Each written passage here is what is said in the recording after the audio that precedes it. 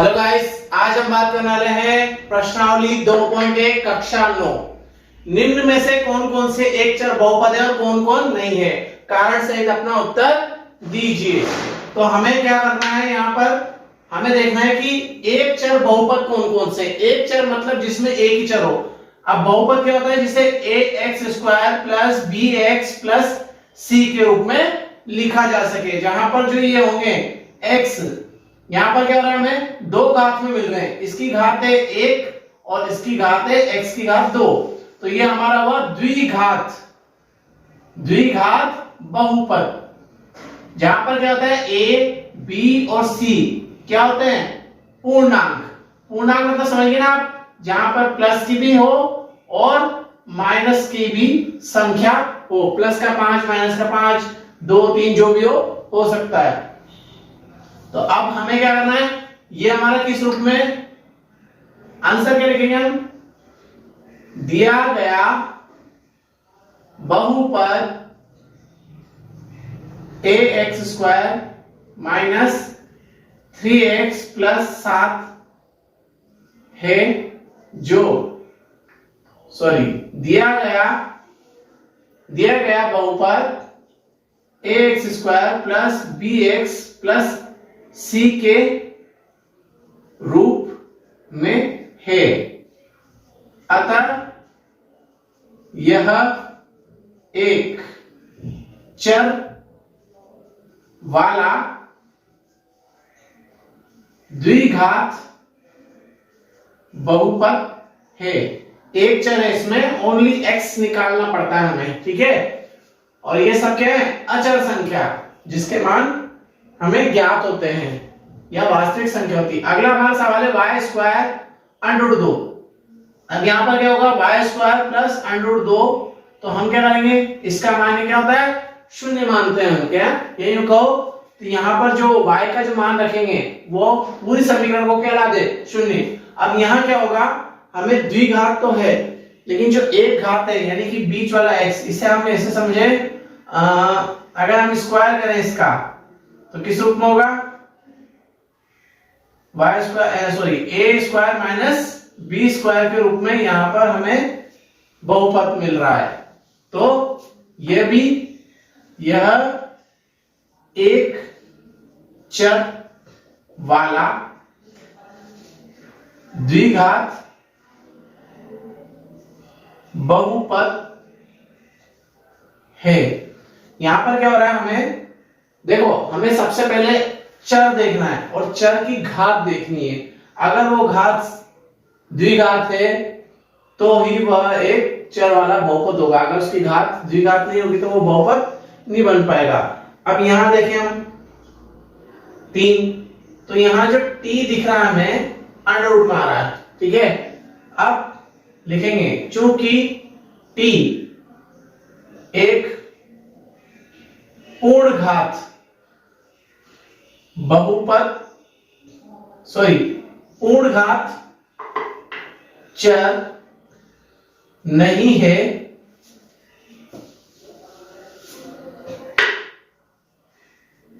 यहां √t एक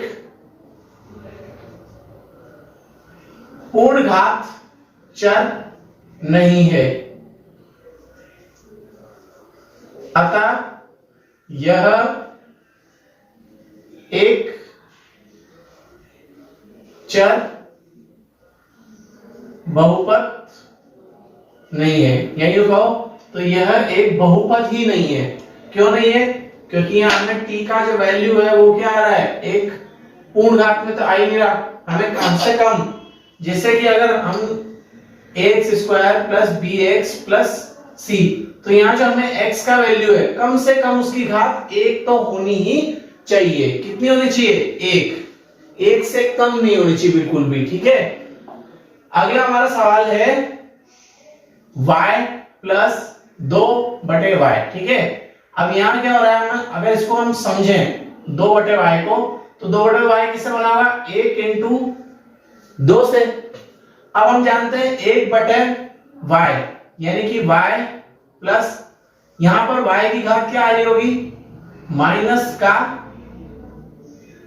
1 क्या होगा, क्योंकि हम जानते हैं ना इसका व्युत्क्रमानुपात यूज करेंगे हम, तो ये हमें प्राप्त हो रहा होगा। तो लिखेंगे चूंकि यहां 2/y बराबर 1/y इंटू 2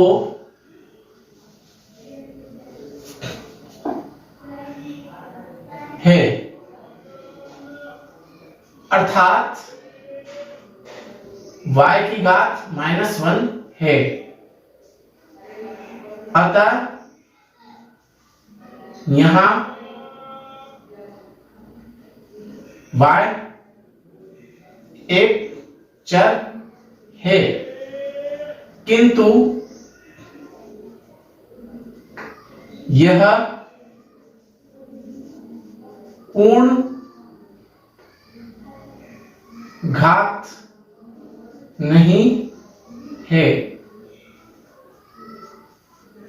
इस प्रकार यह एक बहुपद के रूप में नहीं है, यह स्वीकार नहीं किया जाता।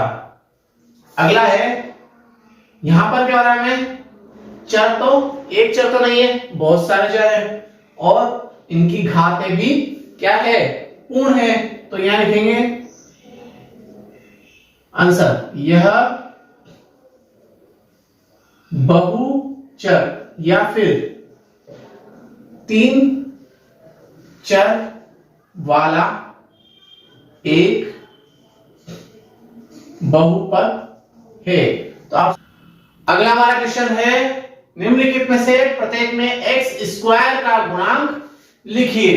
अब x² का गुणांक, पहले समझिए गुणांक क्या होता है। गुणांक मतलब समझिए आप, जैसे 2 तो 2 इंटू 1, 2 इंटू 2, 2 इंटू 3, ये जो पहाड़ा हमने सीखा है, तो 2 4 6, तो ये सब क्या है, 2 के गुणांक है। कैसे है, क्योंकि इसमें किसी न किसी रूप में 2 इंटू 1, यहां पर 2 इंटू 2 और 2 इंटू 3, इस रूप में ये मौजूद है। पहले हमें 6 दिख रहा है, तो अगर यहीं पर अगर हमें x होता तो क्या होता, अगर ये x के गुणांक होते तो क्या होता है, यहां पर 2x, सॉरी x, ये होता हमारा 2x, ये होता हमारा 3x, ठीक है, ये हो गया हमारे गुणांक। तो सीधा सा है x² का गुणांक, यहां पर कोई नहीं है तो क्या होगा, 1, ठीक है, यहां पर क्या होगा, सिर्फ x², यहां क्या रहा है -1, तो यानी x² माइनस का, तो यहां क्या आएगा -1, इसका गुणांक। अगर हम इसे फॉर्म में लिखें तो x² इंटू 1 क्या इज इक्वल टू x², यानी कि इसका गुणांक क्या होगा, 1। यहां पर क्या होगा, x² इंटू -1, तो क्या होगा, इसका गुणांक क्या हुआ, इसीलिए माइनस बना, इसका गुणांक हुआ -1। ये हो गया हमारा आंसर, यहां पे आंसर। अब हमारा x² किससे गुणा आ रहा है, π/2 इंटू x², तो x² का गुणांक क्या हुआ, π/2। यहां पर क्या होगा, √2 इंटू x। अब x² नहीं है, यहां पर x का गुणांक है, तो x² x का गुणांक है नहीं, यानी x² किससे गुणा हुआ होगा जो यहां पर हमें प्रदर्शित नहीं हो रहा। कोई भी संख्या नहीं है वहां पर, तो उसका गुणांक क्या माना जाएगा, 0। x², क्योंकि 0 को किसी से गुणा करोगे तो क्या आएगा, 0, तो इसका गुणांक क्या होगा, 0। अगला हमारा सवाल है, 35 घात के द्विपद और 100 घात के एक पद का उदाहरण देखो।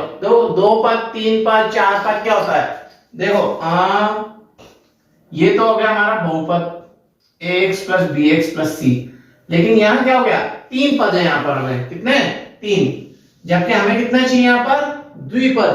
अब द्विपद में क्या होगा, घात कितनी चाहिए उसकी, 35, यानी कि हम कुछ भी ले लें, जैसे 2x 35 माइनस 4 या फिर x की घात 35 प्लस 5, ठीक है। ये हम क्या कर सकते हैं, आराम से कॉमन भी लिया जा सकता है इसमें, अगर चाहे तो हम जैसे 5x ले लिया या फिर यहाँ पर 56 ले लिया, कोई दिक्कत नहीं है। बस हमें क्या करना है, ये हमारे कितने पद है, 2 पद, और घात कितनी है 35। एक तो ये हो गया, और सेकंड है हमारा घात कितनी होनी चाहिए 100, तो x की घात 4 या फिर 5 इंटू x की घात कितनी होगी हमारी 100, तो कितना हुआ 5 की घात 100, 5x 100। तो ऐसे बहुत सारे उदाहरण आप ले सकते हैं। अगला है हमारा निम्नलिखित में से प्रत्येक बहुपद की घात लिखिए। तो देखिए घात का मतलब होता है, जैसे यहाँ पर हमारे पास एक ही चर है लेकिन इनकी अलग अलग घातें हैं। यहाँ पर घात है 1, यहाँ पर है 2 और यहाँ पर है 3, ठीक है।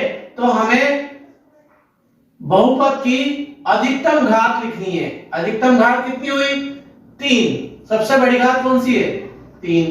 यहां पर y की सबसे बड़ी घात कौन सी है 2। अब ये हमारा द्विपद है जबकि ये 3 पद है। यहां हमें इसके ऊपर कोई घात नहीं है यानी कि 1। अब यहां हमारे पास अचर संख्या है लेकिन चर संख्या नहीं है। अब चर संख्या नहीं तो उसकी घात क्या हुई होगी 0। अगला हमारा सवाल है, बताइए निम्नलिखित बहुपद में से कौन कौन रेखिक है, कौन कौन द्विघात है और कौन कौन त्रिघात है। तो देखिए नाम से पता चल रहा है, पर रेखिक यहां पर हमें थोड़ा सा कंफ्यूज करता है। रेखिक मतलब होता है जिसकी घात 1 हो, क्या हो 1। द्विघात जिसकी घात क्या हो 2 हो, ठीक है। और त्रिघात जिसकी घात क्या हो 3 हो, यानी कि बहुपद में से अधिकतम घात हमें लेनी है। अब यहां पर हमें क्या मिल रहा है, ये क्या है हमारा x की अधिकतम घात क्या है 2, तो ये हो गया हमारा द्विघाती, ठीक है। ये हो गया हमारा आंसर। यहां पर हमारा आंसर क्या होगा, x की अधिकतम घात कितनी है 3, तो त्रिघाती। यहां पर x की अधिकतम y की अधिकतम घात कितनी है 2, तो हमारा आंसर हो गया द्विघाती। हम अगर इसे जमा के लिखें तो हम लिख सकते हैं चूंकि y की अधिकतम घात 2 है अतः बहुपद द्विघाती होगा या है, ठीक है। अगर हम किताब में या फिर एग्जाम के टाइम पे अगर हम जमा के लिखते हैं तो ऐसे नहीं डायरेक्ट द्विघाती लिख दिया आपने, आप ऐसे लिखेंगे। यहां पर भी चूंकि x की अधिकतम घात 3 है इसलिए बहुपद त्रिघाती होगा। यहां पर क्या हो रहा है, हमें एक ही मिल रहा है तो हम लिखेंगे x की अधिकतम घात 1 है अतः बहुपद रेखिक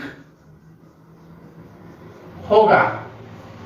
यहां पर भी t, मतलब देखिए x y ये जो सारी संख्या है ये क्या है चर संख्या है, तो हमें चर संख्या लेनी है, ठीक है। तो t की